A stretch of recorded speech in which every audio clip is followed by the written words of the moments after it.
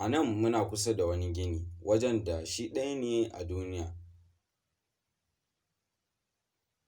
Saboda wannan ginin da kuke gani gidan haya ne, ya ɗauki shekara 11 wajen gina shi a wajen da babu kowa a Tanzania, Australia.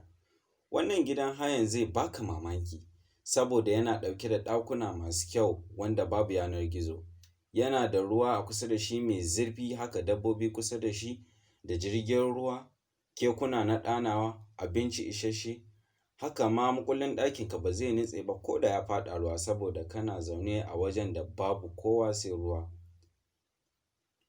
Wannan ginin a da wajen gidan jawo ruwa ne, amma yanzu ya zama gidan haya mara yanar gizo. Wa ya damu?